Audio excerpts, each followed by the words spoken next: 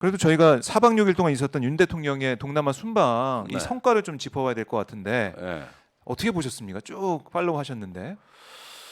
역사상 최고의 성과를 거두셨어요. 네, 역사상 그래요? 최고의 성과. 대한민국 팔자를 바꿔놨으니 뭐 아, 팔자를 바꿔놨다. 팔자를 바꿨다. 그래요? 아주 역사적인 대통령이 나오셨다. 네. 30년 만에 냉전 외교의 어떤 그 최선봉에선. 네. 아, 냉전 외교의 최선봉에서. 예. 아주 뭐 중국을 충격에 빠뜨렸다. 그래요? 예. 아니 예. 한중 정상회담을 통해서 서로 이제 협력하고 네. 서로 상대방한테 중요한 나라다라고 얘기가 나왔는데. 전운이 감돌고 있습니다. 그래요? 예. 그 지금 대통령의 그 프놈펜에서의 그 아시안 정상회의에서의 네, 연설이 너무 세게 나갔어요. 아, 그 인도 태평양 전략을 얘기해 버렸다. 그러니까 인태 전략. 한국의 독자적인 인태 전략을 얘기하면서 네. 이게 그 방송에서 뭐 많이 들으셨겠지만은 간단하게 설명을 네. 해드리면 인태 전략이 뭐 어때서 그렇다는 거냐 이럴 수도 있는 거예요. 그런데 왜 문제가 되냐? 아니 미국이 다 얘기한 거고 일본이 다 얘기한 거고 우리가 얘기한 게 뭐가 잘못이냐? 그러니까 한미일이 지금 같이 가고 있는 상황에서 보조 네. 맞추는데 그게 무슨 문제냐 이런 그게 얘기를 무슨 하는 것 문제냐? 같은데. 10년 전부터 해온 얘기인데. 네. 근데 그렇지가 않아요. 그래요. 지금 저기 인도 태평양 개념, 인도 태평양 구상, 또 인도 태평양 협력, 인도 태평양 이니셔티브 이런 말들은 많아요. 네. 근데 전략이라는 말은 극히 최근에 등장한 거예요. 전략. 이거는 트럼프 때 중국을 확실히 조질라고 이제 인도 태평양 개념이나 구상이 아니라 저 인도 태평양 전략이란 말을 쓰기 시작한 거거든. 전략. 우리가 뭐 많이 쓰는 단어지만 전략이라고 하면 그래도 이제 이건 뭔가 군사적인 거예요. 전쟁 이거는 전략을 쓰는. 그래서 그 말은 뭐냐면 중국에 대한 컨테인먼트 즉 봉쇄를 할 수 있는 인도 태평양에서의 미국과 그 동맹국에 의한 중국 봉쇄 전략.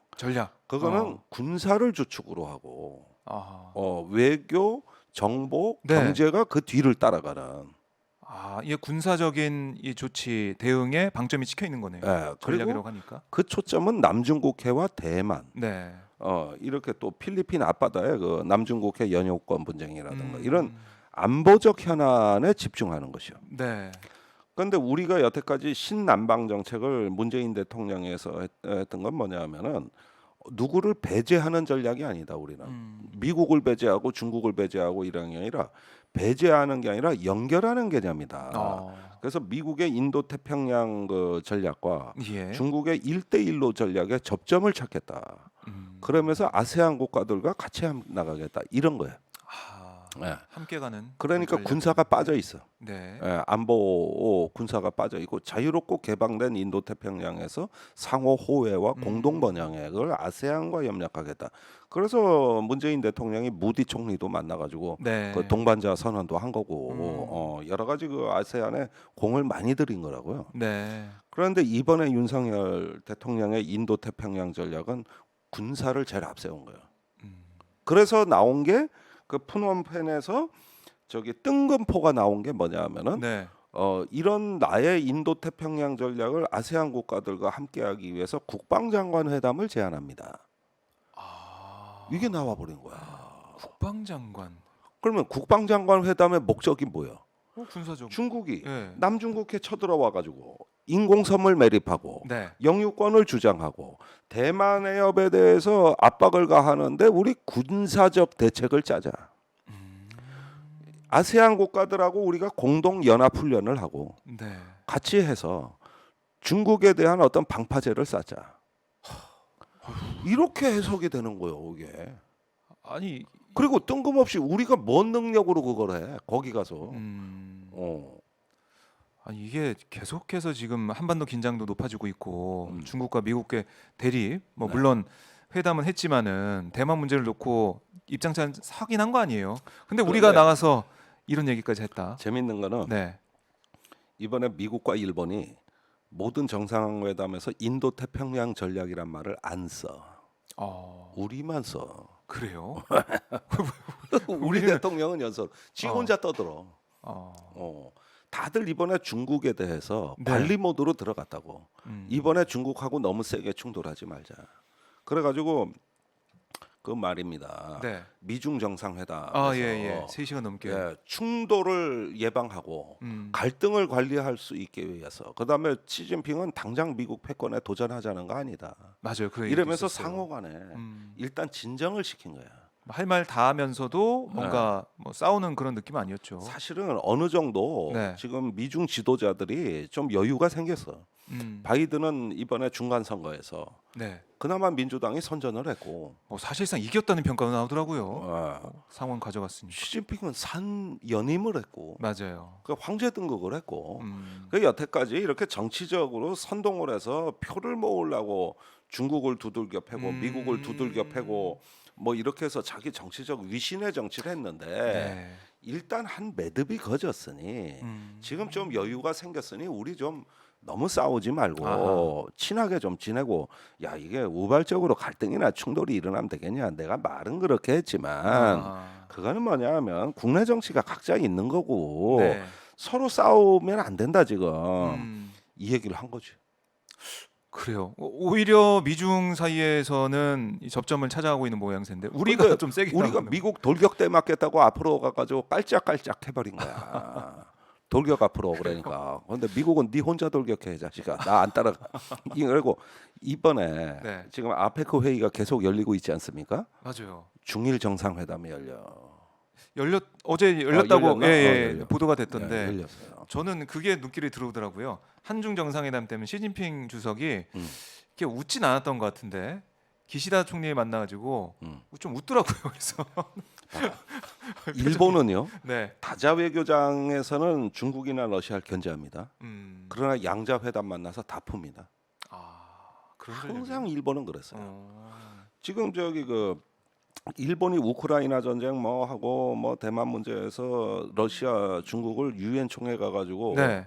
러시아에 대해 강력한 견제라고 중국에 대해서도 그랬죠. 그 사이에 중국하고 무역액이 더 늘어났어요. 일본이. 그래요? 예.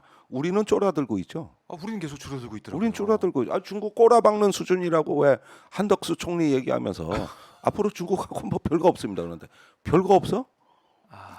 일본 봐봐. 일본은 늘어가고 러시아 우리는 줄어들고. 중국하고 교역액이 더 늘어나고 있어. 우린 쪼그라드는데. 희한하네요, 이건 또.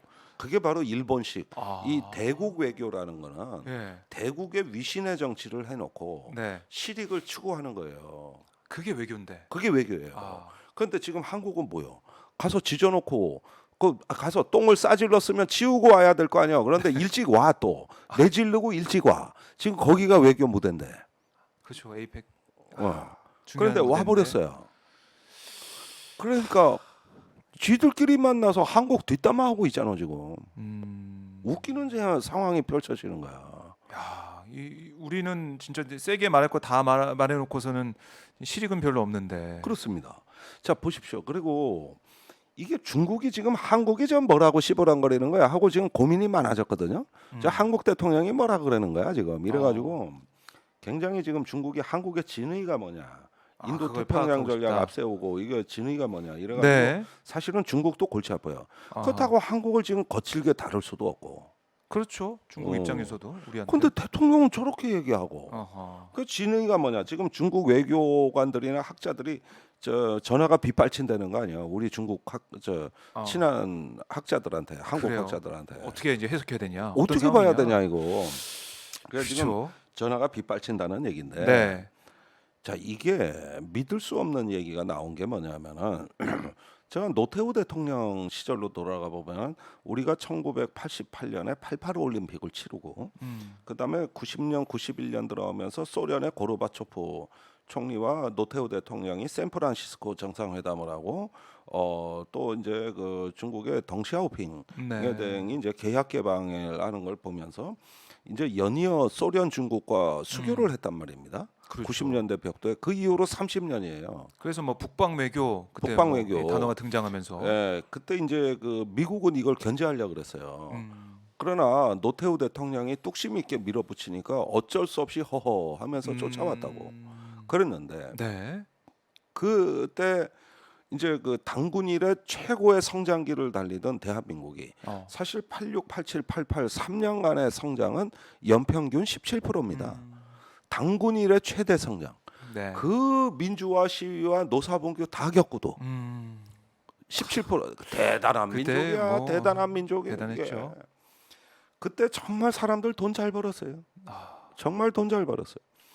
그게 그래가지고 이 대한민국의 국군이 융성하고 이렇게 그 우리의 국력이 부채살처럼 대륙을 향해서 뻗어가가지고 경제 영토를 확장하고 네. 외교의 전략 공간을 확장해서 그걸로 30년 먹고 산 겁니다 우리가.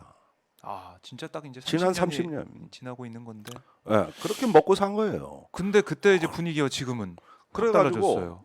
대한민국의 지난 30년 동안 모든 보수 진보를 막론하고 대통령들은 네. 항상 균형 외교를 표방했고 음, 항상 그 어떤 다자주의 외교를 한 축으로 하면서 네. 그러면서 어떤 그 이 유라시아 이니셔티브 이런 걸 갖춰왔던 게 그게 박근혜 대통령의 유라시아 이니셔티브, 네. 이명박 대통령의 신아시아 경제 구상, 네. 그다음에 그 노무현 대통령의 동북아 중심 국가론.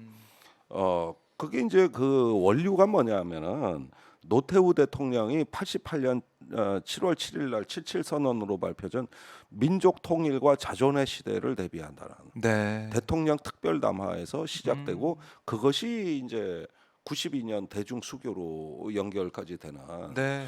한마디로만 황금의 시대를 연 위대한 선택들이고 그것이 우리가 아무리 보수와 진보가 지지고 볶고 싸우고 뭐 이렇게 색깔 논쟁을 하고 그래도 적어도 깨지지 않은 대원칙은 적어도 이 점이었던 거예요. 네. 이걸 윤석열이 깬 거지. 아, 그런 면에서 이번 동남아 순방은 특히 더 주목을 해봐야 된다 이런 이걸 말씀이시네요. 깬 거죠. 그러니까 우선 중국 입장에서는 예. 아니 진짜 깰 거냐, 아, 진짜 깰 거냐. 진위를 우선 모르겠다. 믿어지지가 않는데. 왜냐하면은 깨는 게 우리한테도, 그러니까 우리나라한테 도움이 안 되니까 대한민국에 도움이 안 되는 상황인데 진짜 깰래 이렇게 그러니까 의구심을 가질 수도 있겠네요. 저기 그 이번 연설은 이게 중국 견제를 넘어 반중 선언 같이 들리거든. 반중 선언 같이 들리거든. 그래도 한중 정상회담을 했지 않습니까? 했어요. 예. 서먹서먹하고 분위기 썰렁했어요. 25분간. 아, 그런데 짧기도 짧았고. 그 저기 좀 보면은 좀 한국에 자꾸 이러는데 네. 중국은 잘 지내고 싶은데 왜 그러냐 니들. 이러는데 지금 이게 이제 차곡차곡 쌓이면 네. 내년 4월쯤이 위험해질 거라는 게 오늘 아침에 뉴스공장에서 네. 그 경상국립대 박종철 교수 설명이야. 어, 그 방송 한번 들어봐봐요. 4월쯤에 위험해진다. 4월까지는 살펴보겠다. 이게 한국의 지능인지. 4월까지는 더 살펴보겠다. 네. 이렇게 반응이 나온다는 거야 지금 중국에서. 그래요. 그래서 오늘 박종철 교수가 그걸 자세히 친절하게 설명해 주더라고. 자, 오늘 김정일 교수님 방송 보신 다음에 뉴스공장 한번 들어보시면 도움이 될 것 같습니다. 그 대목만 따로 편집해 올렸더라고. 아, 그래요? 풀로 안 들어도 돼. 그러니까 외교적으로 보면은 좀 우리가 어떻게 보면은 위기를 맞을 수도 있겠다.